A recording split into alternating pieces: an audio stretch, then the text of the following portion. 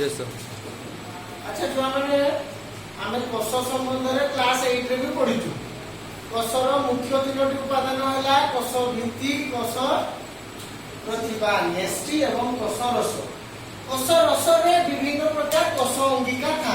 से अंगिका मान मध्य जो दुईटा सब गुरुत्वपूर्ण आम आज से दुईटा विषय आलोचना करबा। गोटे है माइटोकॉन्ड्रिया आ गोटे है क्लोरोप्लास्ट। माइटोकॉन्ड्रिया समस्त सुनेष्टीय कोष रे था। कोठी था सुनेष्टीय कोष। एबे क्वेश्चन आसीबार को मनकु सर सुनेष्टीय कोष कोन, प्राक्नेष्टीय कोष कोन। सुनेष्टीय प्राक्नेष्टीय माने एककोषी भी हेई पारंती, बहुकोषी भी हेई पारंती। केवल तांकर नेष्टीर जो आकार, आकृति, शेप एवं गठनर मात्रा, गठनर जो तारतम्य को लेकिन प्राक्नेष्टीय कोष, सुनेष्टीय कोष। जो कोषर नेष्टिटी सुसंगठित गोटे बार मन रखियो कौन सुसंगठित ताकू कौन कहा जाए सुनेष्टीय कोष। अर्थात एमाने जो मानकर सुसंगठित कोष रहिछि बा नेष्टि रहिछि से माने होते। प्रथम कथा हम आलोचना करिया माइटोकॉन्ड्रिया। एहा उभय उद्भिद कोष, प्राणी कोष समस्त ठारे रहिछि एवं एहा एक गुरुत्वपूर्ण संगिका। कारण कोष को जे कोनोसी कार्य करिया पई शक्तिर आवश्यकता रहिछि।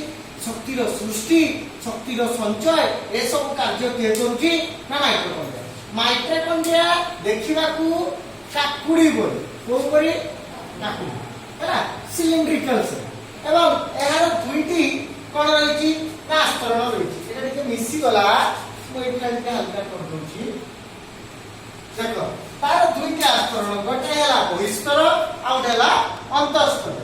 अंतस्तरटी भीतर आड़ को देखो बंके बंके बंके रहिछि ना रे आंगुली वाला से रहिछि। एगुडी को क्रिस्टा कहा जाए। कोन कहा जाए तार मध्यवर्ती स्थान रे किछि कोष जीवक रहिछि जाको हमें आधार बोली कहू। एई जतबेले कोष रेस्पिरेशन समय रे बा श्वसन समय अम्लजान ग्रहण करुछि, एई जो द्वितीय जो झिल्लीटी रहिछि तार अंतस्तर रे ताहारी ऊपरे ऑक्सीजन रो बा अम्लजान रो उपस्थिति रे केमिकल प्रोसेस रे को प्रोसेस रे केमिकल प्रोसेस रो ओडियाटा कोन रे रासायनिक प्रक्रिया रे ए ऊपरे से शक्ति सृष्टि करुछि एवं से शक्तिटी को आकार रे रहउछि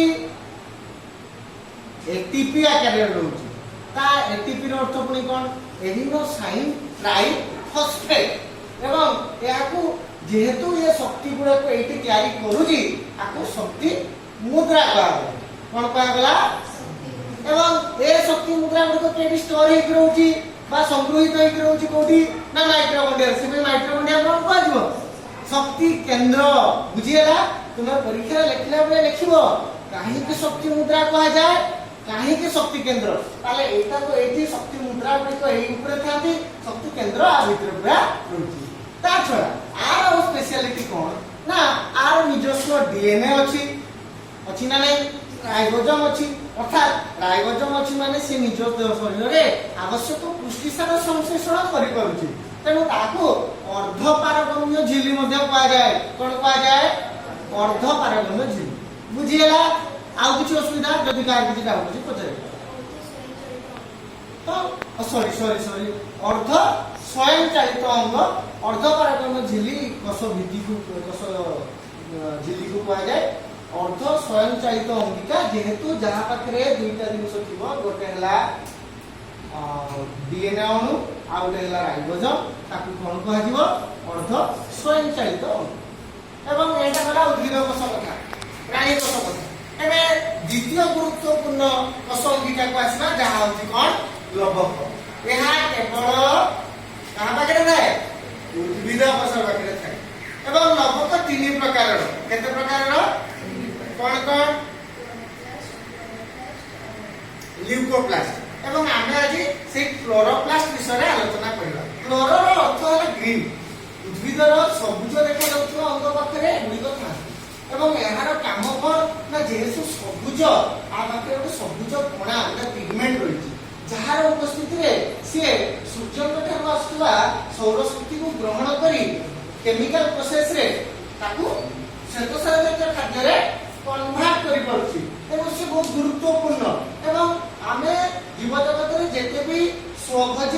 देखुचु से समस्त स्वभोजी पाखे किए रही ना क्लोरोप्लास्ट रही तेणु ए क्लोरोप्लास्ट के एमती कोनटा अछि जे ये सूर्य के ठाकुर शक्ति को प्राप्त करी खाद्य एनर्जी से खाद्य कन्वर्ट होती आ देखो ता भीतर एबा गोल गोल गोल गोल का देखुच ना तुमे खाप खाप रही ए जो गोल गोल पूरा एबा अछि थाइला करलो कोनडा जेतबे से माने टंका भलिया ठाकुर सृष्टि करतनी ताको ग्राना कहै जाय लिखा है ग्रानम बा ग्राना कहै जाय बुझिया एवं ये जो थाइला को एक झिल्ली रे कौन अच्छी ना क्लोरोफिल अच्छी तार झिल्ली रे कहार झिल्ली रे ना थाइला को गोटे थाइला को केम दिथो ए भया आइतो एतो नहीं नथो आर ये जो झिल्लीटा ऊपर रहिसी कोन ना क्लोरोफिल ए क्लोरोफिल ऊपर आलोक संश्लेषण प्रक्रिया एवं आर मध्य निजे डीएनए राइबोसोम अछि तेणु आत्म मध्य अर्ध स्वयं चालित अंग कह जाए मु भूल रे टिके कहि देथि अर्ध पारगम्य झिल्ली सेटा मु सेटा एक्चुअली हो पर अर्ध स्वयं चालित अंगिका अर्थात से निजे निजस्व कार्य करि पारे एवं तार उपरे किछ असुविधा होबा एबे आर दुईटा प्रकार निजे आलोचना करदबा गोटे कहि कोन ल्यूकोप्लास्ट आ उडा क्रोमोप्लास्ट उद्भिदर जो गुटे कलर पार्ट थाए जेमि कि फल एवं फूल विभिन्न रंगर होची मूल सब बेले धला से जगह रे आउ दुई प्रकार क्लोरोप्लास्ट थाए जेना कि हमर कोर्स रे सरला आउ कि असुविधा